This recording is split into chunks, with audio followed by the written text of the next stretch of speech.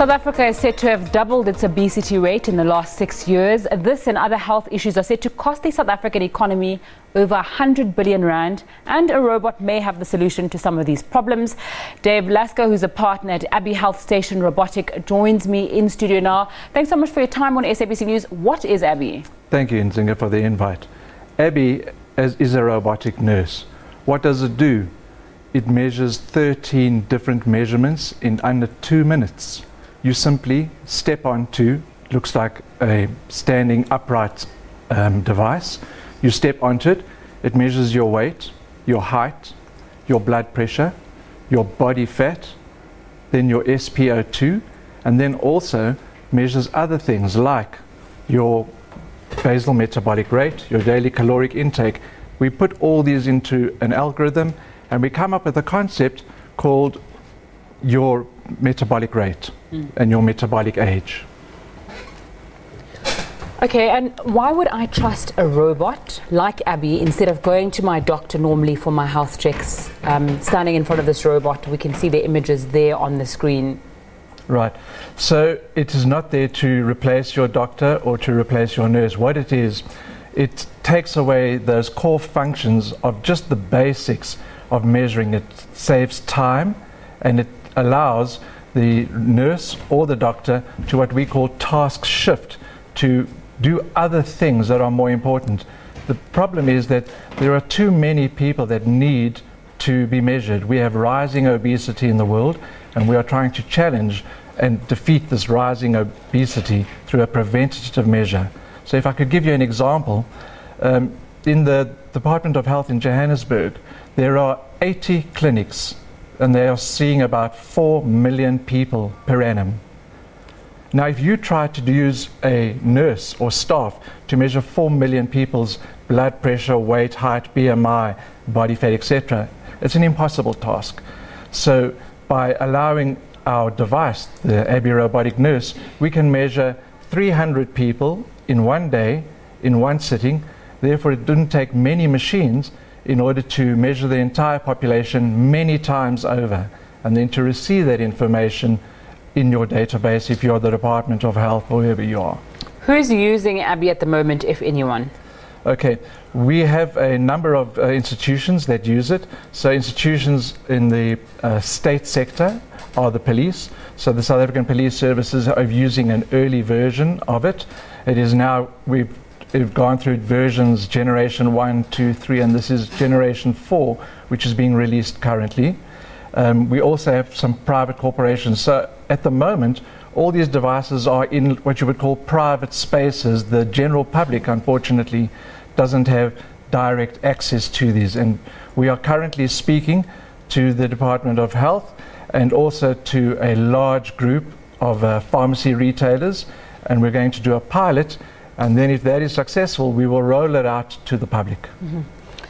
With South Africa, our unemployment rate is at about 27.5%. There's a large fear around artificial intelligence and how that will take away jobs.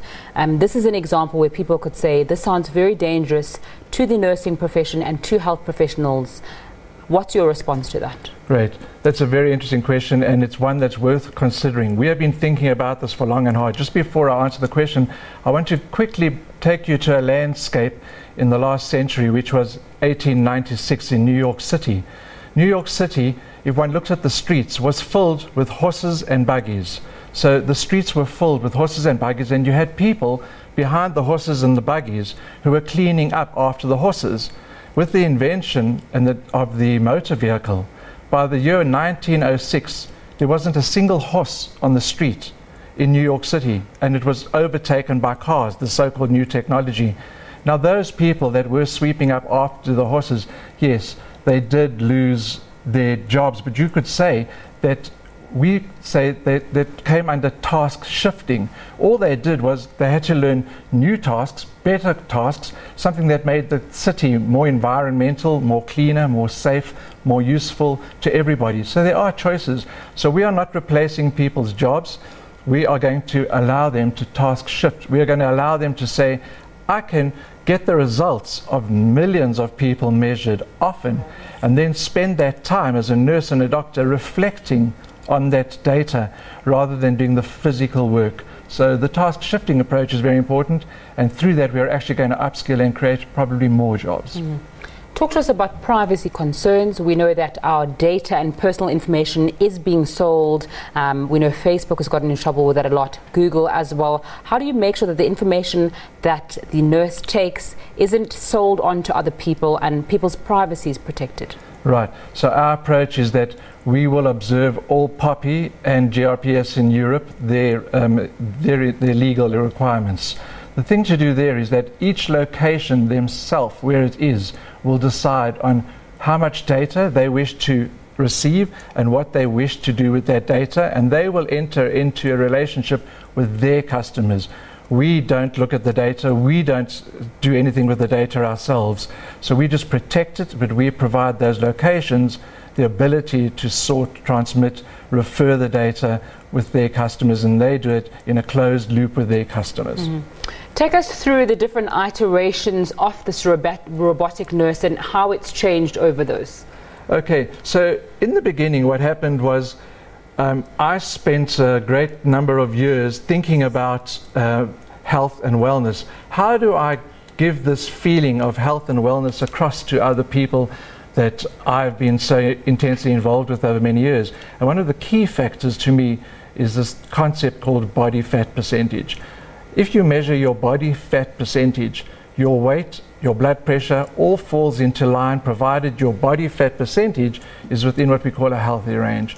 So the iterations became that I wanted to create a device that could measure many things, but then I could take the data, transmit the data back to you as an individual and back to the corporation that you might be working for, and then through measuring often allow you to change your mind about where your wellness should be. On that subject, what I'd like to say is currently there is a notion that you can go to a wellness day. Well, we feel that actually wellness is more like a wellness year. I'll give you an example. You don't come to resolve big issues in the world. Segregation in this country wasn't resolved with one meeting on one day, people gathering together and saying this is how we solve it. Climate change has never been solved with one meeting on one day.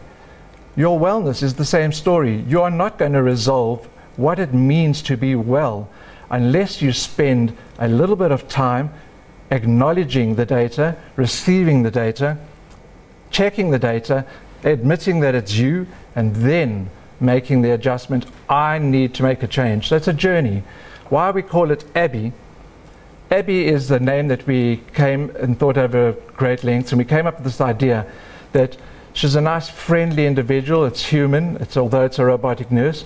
And Abby is, we're going to take you on a journey from A, where am I at the moment, health-wise, to B, where do I want to be, by a process. And this process is a journey. And I'm afraid wellness is a process, it is a journey, and through knowledge you can achieve wellness. How much effort, and take us through the process quite briefly on what it takes to put together Abby. There is that story in many instances where people say, how did you come up with the idea? It's not, it's a journey. It's taken, since 1992 I've been thinking very deeply about body fat and wellness and how do I transmit these ideas to you. So iterations of various forms were designed, tested, tried to roll out, and then in about the early 2000s we started toying with this idea of an upright unit that you could just engage with, which was the robotic nurse. But in the last 18 months we have managed to put all the hardware and the software into one device, whereas before it was split. So now we have a streamlined robotic nurse that talks to you, is audio-visual, guides you through the process. No one needs to be there to advise you. And then as you get off, you get all your data straight away, either through email, through SMS, and then links back to the website, to the corporate's website. And then you click on these links and it says, what should I do next? And that's the journey. Thanks so much for your time. Dave Lasker is a partner at Abby Health Station, robotic nurse. We are now going to go back to the roads. Arabile Gumede is standing by, so is our reporter Hitekani Magwe.